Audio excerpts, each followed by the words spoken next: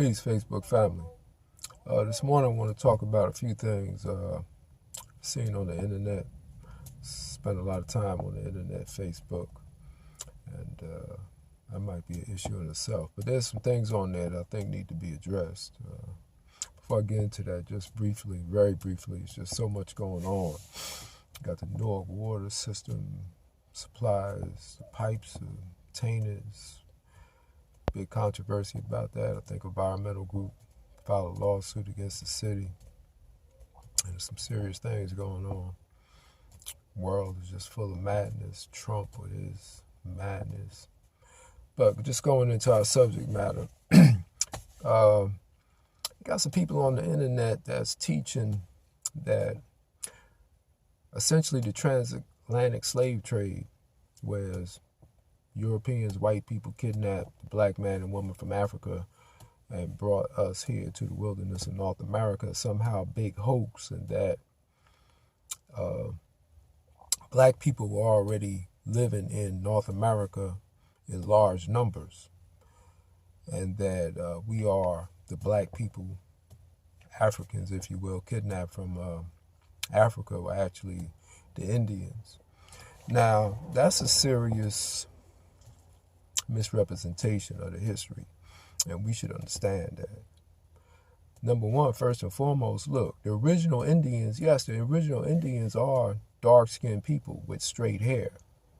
Now, according to the teachings of Elijah Muhammad, he said that the Indians, Native Americans, if you will, originally came from India, the country that we now call India. They were exiled here 16,000 years ago, and for disobeying the law of God, if you will.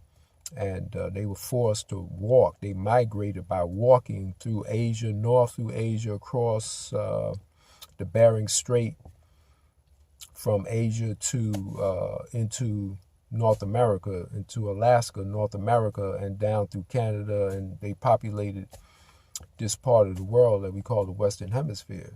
Now, you may not agree with what the Honorable Elijah Muhammad taught us, but, even white scientists are now coming in the line that, yeah, that's how the people that we call Native Americans got to this part of the world, North America, or the Western Hemisphere.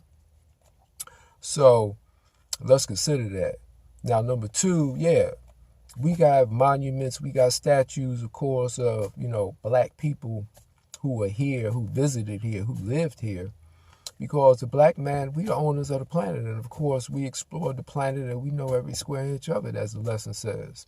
So yeah, you're going to find markings of the presence of black people here in North America before the white man came. But that in no way should be construed that, the transatlantic slave trade didn't take place and that millions of black people, Africans, if you will, but of course we know the word or name Africa is a misnomer, but nonetheless, that they weren't uprooted and kidnapped and brought here, because now, if you ascribing to that particular idea, you turning everything upside down. And I'm going, in a couple of minutes, I'm going to even show you how problematic that is from a scripture point of view.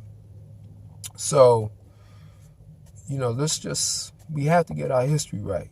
It's very important that we get our history right because it's one of these things that's, we getting off course. As the Quran says, guide us on the right path. We don't want to get on the wrong path, and it's very easy to get on the wrong path, especially when we're not listening to the right things or we're listening to the wrong things.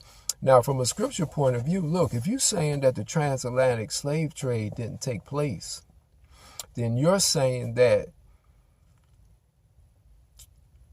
the lost seed of Abraham didn't take place. Or to even rephrase that, well, who is the lost seed of Abraham? Because in Genesis chapter 15, verse 13, it says that the seed of Abraham will be lost in the world, that they will be taken by another people and made slaves for 400 years.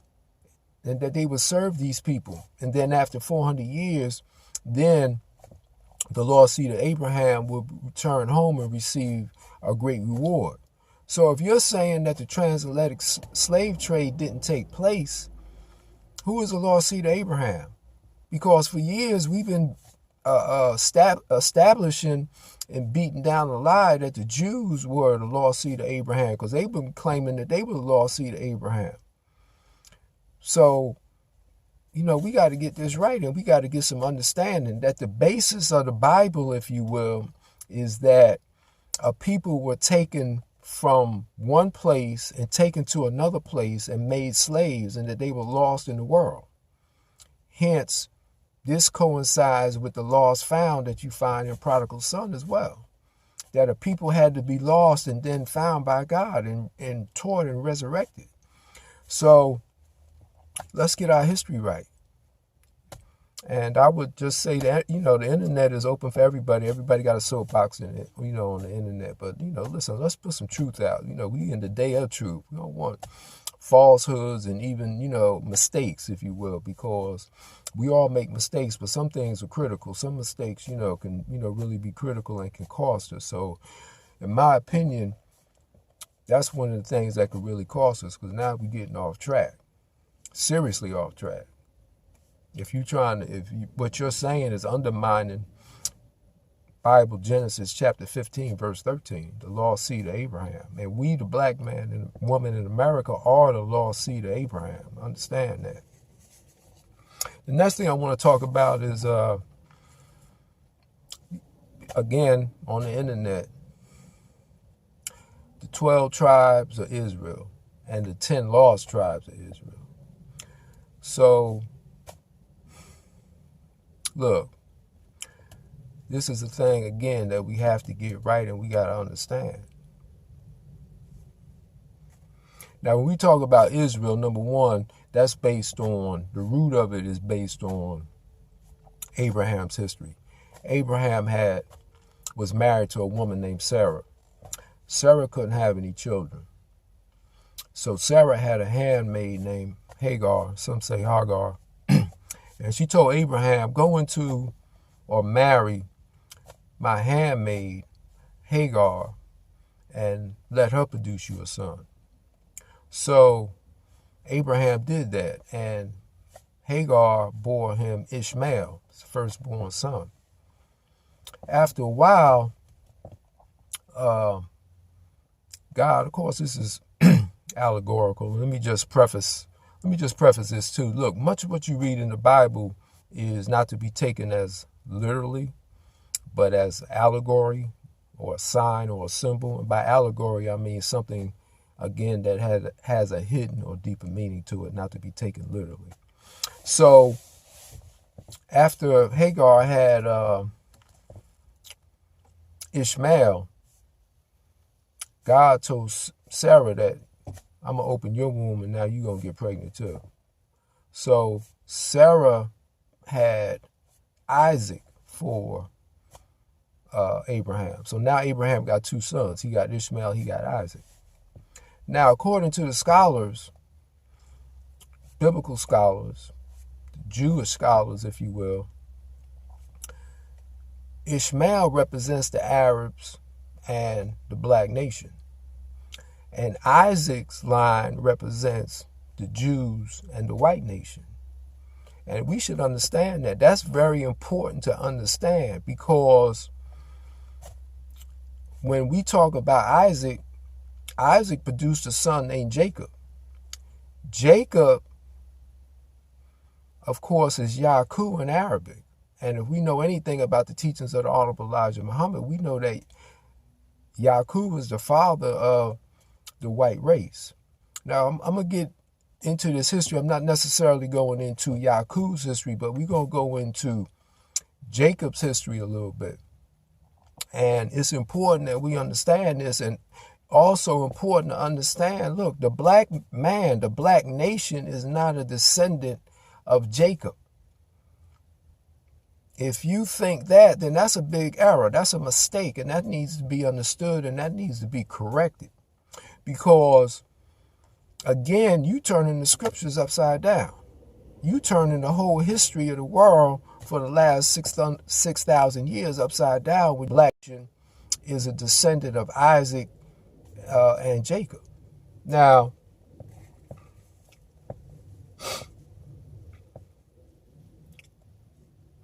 nothing really in the Bible is said good about Jacob.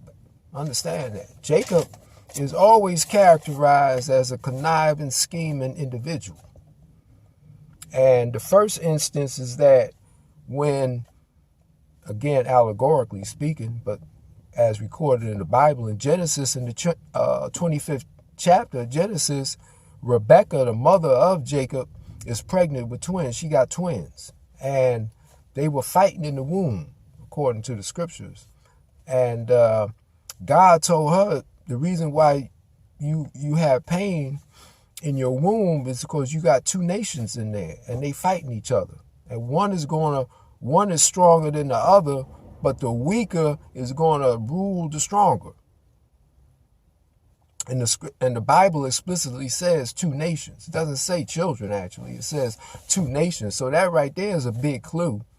Who would be the stronger? Of course, the black nation. And so when Esau,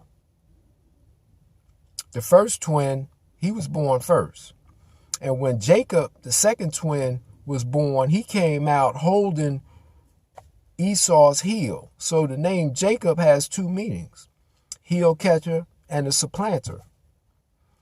Heel catcher meaning, according to some scholars of the word, that Jacob was an individual or the type of person who would trip people up. Again, he was always scheming and trying to get the upper hand on people. The supplanter, of course, means to supersede another person or thing. Hence, the white race came into existence, superseding the black nation for the rule of the planet. Because remember, the white nation was given the rule of the planet for 6,000 years. Alhamdulillah. And, we should understand that. We should know that. In Genesis chapter 1, verse 26, that God said, let us make man in our image and our likeness. That's talking about the white man. That's not the creation of man itself. Look, all the scholars, I think any biblical scholar, what they call time according to Usher, is Genesis, the first chapter, Genesis opens up 6,000 years ago, 4,000 BC. So obviously that's not talking about the creation of the world. The world been here, this planet Earth, been here for billions, trillions of years. So, but going back to the 25th chapter of Genesis, so Jacob means the supplanter or the heel catcher. Now, the next thing that Jacob did, and I'm not going into every detail, obviously, but Jacob stole Esau's birthright. Again, Esau was the older, and Jacob stole his birthright, meaning that Jacob, representing the white race or the white nation, took the birthright of the older or the original Esau, again signifying how the white race was given the rule of the planet Earth. Now, probably the most significant thing about Jacob is that in the 32nd chapter of Genesis, Jacob is seen seen wrestling with God. It says an angel, but I think the scholars are all in agreement that it represents God. Jacob is wrestling with God. Now, just based on that alone, if you're a God-fearing person, why would you wrestle with God? Why would you challenge God? You submit to God. You humble to God. You don't challenge God. Number two, Jacob, according to the scriptures, had somewhat the best of God, and Jacob said, give me a blessing. So God was like, yeah, I'm going to give you a blessing, but I'm also going to mark you so people can know who you are. And I'm just interjecting that. So the scripture says that he touched the hollow of Jacob's thigh and made his hip out of place. So Jacob walked with a limp, meaning that he was crooked, symbolizing he's crooked in his ways, in his dealings. Now, who could that symbolize more than white people? Number two, in that same piece of scripture, God said, I'm going to change your name. Your name is not Jacob anymore. Now your name is going to be Israel. That's where the term Israel come from. Jacob's name was changed to Israel. Now, Israel means striving with God. It has a few meanings. Israel means striving with God. Who strives with God? One who has prevailed with God. One who struggled with God. These are some of the definitions of the name Israel. So, it behooves me to understand how any black person could really want to associate himself with being a quote-unquote Israelite. Now, of course, there are particular scriptures in the Bible that the black people we here in the wilderness of North America are unfortunately fulfilling, if you will, or shadowing in terms or reflecting in terms of our disobedience to the law of God. But just in terms of we black people being the Israelites, no, that's incorrect. Now, if you want to take it a step further, the original Hebrews, if you will, yes, all black people, if you go that route. Of course, the whole world, Asia Minor, the whole world was black prior to 6,000 years ago. So, yeah, if you want to say that the original people who inhabited Asia Minor, or that place that they now call Israel or Palestine, of course those people were black. That's, anyone that really studied, we should understand that. That's clear. Solomon's nation was black.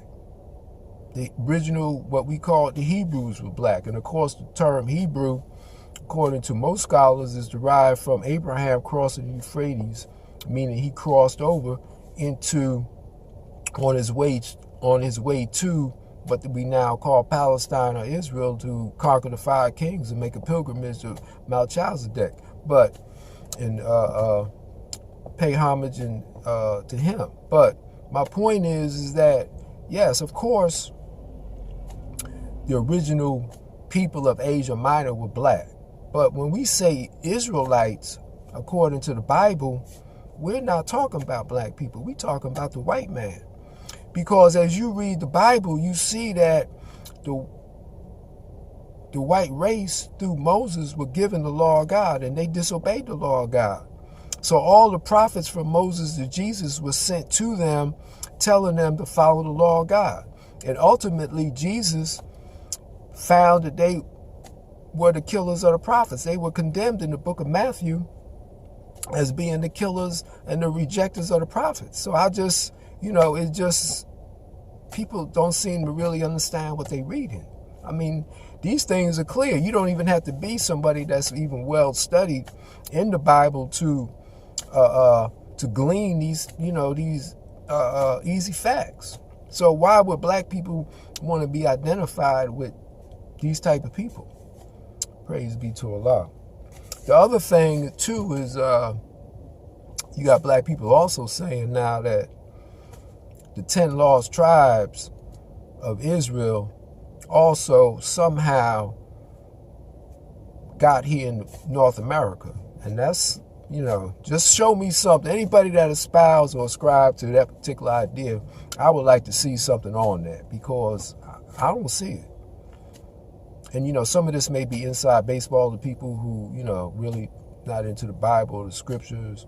But, basically what people are saying is that when you read the Bible, you had the 12 tribes of Israel, which, again, the 12 tribes descended from Jacob. Now, whether this is actual fact, could be, or allegorical, could be as well. But the point is just a literal reading of the Bible. There's 12 tribes of Israel. Now, because they disobeyed the law of God, God sent an enemy on them, the Assyrians, which is people who lived in present-day northern Iraq. And they conquered the 10 tribes and deported them back to Syria. So these tribes, from a historical point of view, were never heard from again. So it's assumed that they were just assimilated into the population of the Assyrians. Now, it's like according to some scholars over the centuries of time, they trying to figure out, but what happened to the 10 tribes? But my point is, if you got people here in this day and time saying that somehow the 10 tribes went to Africa or some other place, just show me something on that. If you hearing this and you ascribe to that particular idea, because I would be very interested in that. But to my knowledge, to my understanding, there's nothing on that. It's not even relevant as to who we are as black people. Because remember, the Honorable Elijah Muhammad taught us that we black people migrated from Asia into Africa and built the Nile Valley civilization. And from there, we spread out to other parts of the continent. So, we have to get our history right. And, some of these things may challenge some really deep scholars, heavy scholars, well-qualified people. But, I just felt the need. I got to weigh in on this because there's some fundamental problems with, some of these philosophies and ideas. And, we need to get this straightened out before this thing really gets out of hand. Because, look, if you wrong in putting this out, now that's a serious charge. That's a serious crime because now you're misleading black people. And the whole thing about misleading black people is that we God's people and we living in the resurrection, and so you mislead black people again, that's a serious charge. So, let's get our history right. Let's get our history right so we can move forward, because again, this is the thing that causes division. And people start, they get into the scriptures and they get fired up, and we spiritual people, and we confident that we know exactly what we're talking about, etc., etc. But let's get our history right.